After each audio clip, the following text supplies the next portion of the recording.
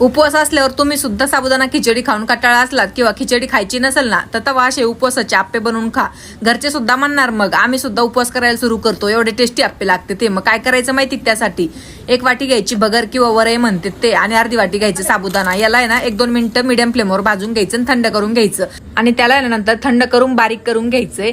तर आज मी माझ्या किचनसाठी ना मस्त असं मूनस्टकचं मिक्सर मागवलेलं आहे. माझं मिक्सर पहिलं होतं पण त्याची बॉडी ते खूप खराब झाल्यामुळे ना मी तुम्हाला कधी व्हिडिओमध्ये ते दाखवत नव्हते, डायरेक्ट बारीक करून नंतर भांड्यात दाखवायचे. तुम्हाला ना ह्या मिक्सर वर मस्त असं बारीक करताना सुद्धा व्हिडिओ मध्ये दाखवत जाईन. हे मिक्सर मला 4 भांड्यासोबत मिळालेलं आहे, आणि हे 1000 वॉटचं मिक्सर आहे. त्याच्यामुळे थोडं जरी काही असलं ना आपलं मोठ्या भांड्यात सुद्धा इझिली बारीक होतं एकदम मस्त.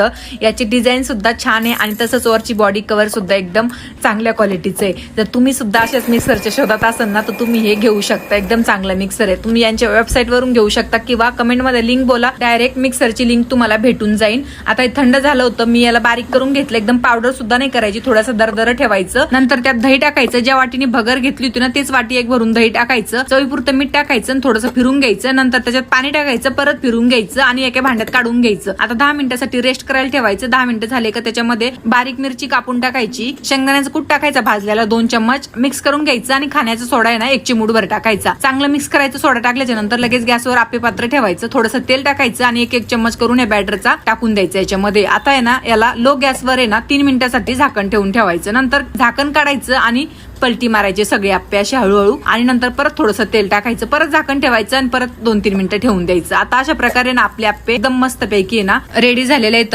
तुम्ही बघू शकता कसला भारी याला कलर आलेला आहे. जसे दिसतेत ना तसेच खायला सुद्धा टेस्टी येतं.